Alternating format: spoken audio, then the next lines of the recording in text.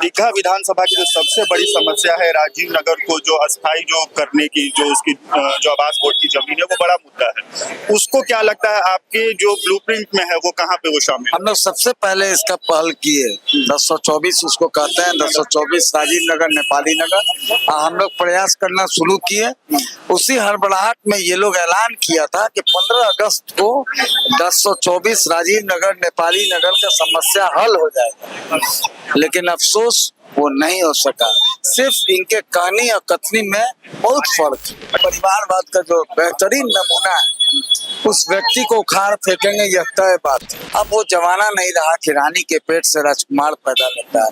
जो जनता के बीच रहेगा, जो गरीबों के साथ रहेगा, जो युवाओं के साथ रहेगा, जो बुजुर्गों के साथ रहेगा, जो हर समय समझेगा, वही अब उसी को जनता चुनती है। आपसे एक ही उम्मीद है कि मिलिएगा, ऐसा मत कीजिएगा कि नहीं मिलिएगा, क्योंकि हम लोगों का अनुभव यही रहा कि 10 सालों का कि विधायक मिलते नहीं।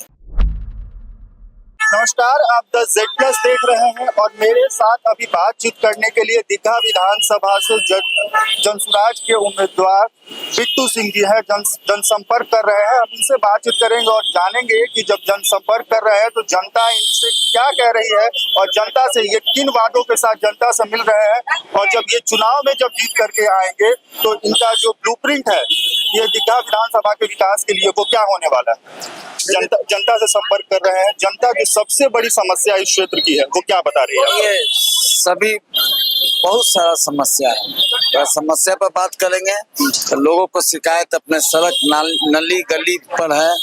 फिर ये लोग का कंसर्न है कि हम लोगों को हेल्थ सिस्टम आप दुरुस्त करवाइए, और इन लोग का कंसर्न है बच्चों के स्कूल के लिए। फिर इन लोग का कंसर्न है इसके लिए पेंडिंग जोन के लिए।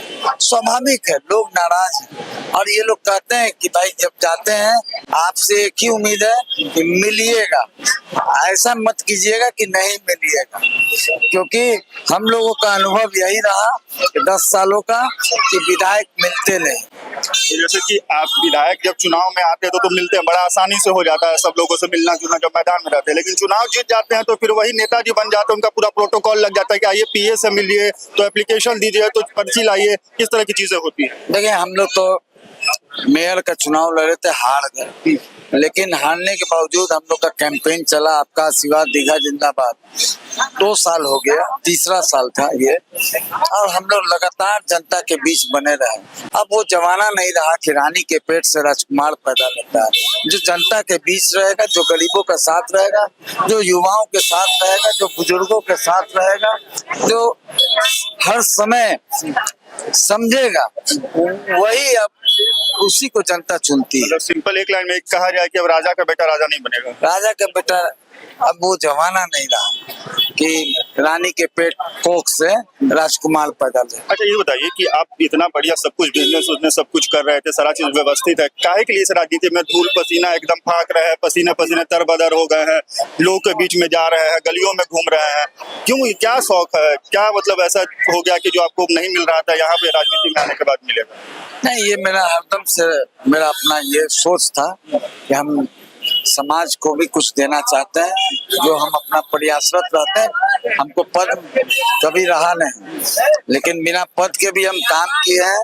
ये आप क्षेत्र में पूछिएगा तो लोग बताएंगे, ऐसा कुछ नहीं। एक चीज ये बताइए कि आपके सामने बीजेपी के उम्मीदवार दीघा में नीतीश कुमार के तमाम विकास के कार्य वो गिनाते हैं, नरेंद्र मोदी के विकास के काम गिनाते हैं, 1100 रुपया वृद्धा पेंशन बढ़ गया उसकी बात कहते हैं, जीविका को इतना पैसा मिल रहा है। आपके पास क्या है, आप किस एजेंडे के साथ जाएंगे? स्पष्ट आपको एक बात बता देता हूँ, हमारा एजेंडा है ये परिवारवाद के जो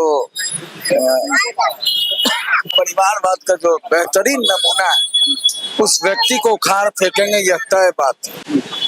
उखाड़ दीजिएगा, समझे ना? हारेंगे, 100% हारेंगे।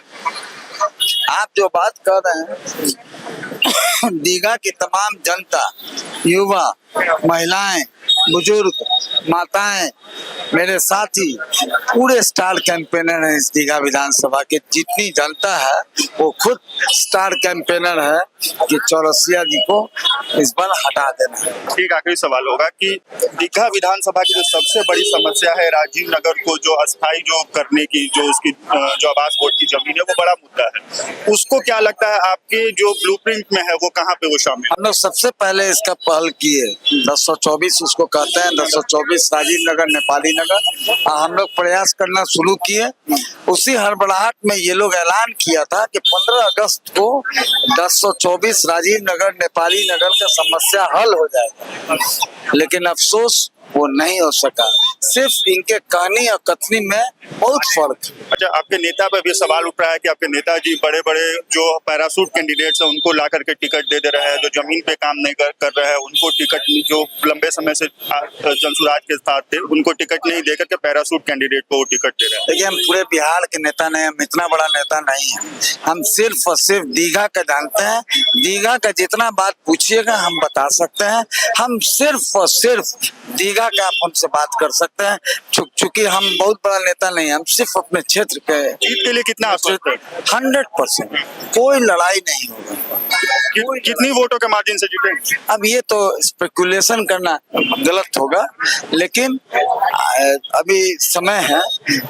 छठ पूजा के बाद जरूर आपको बताएंगे, जब भी मिलिएगा बताएंगे। चलिए, तो ये बिट्टू सिंह थे जनसुराज से, ये दीघा विधानसभा से प्रत्याशी हैं। उन्होंने अपनी जीत को लेकर के कहा कि अब समय नजदीक आ गया है। वो समय नजदीक आ गया है जब ये इनका जो जीत है वही बताएगा कि इन्होंने जनता में कितना विश्वास कायम किया था और दीघा की जनता इनके साथ है और दीघा की जनता ही इनकी कैंपेनर है और वही चुनाव जिताएगी। बाकी इस खबर पर आपकी क्या राय है कमेंट बॉक्स में लिख के जरूर बताएं।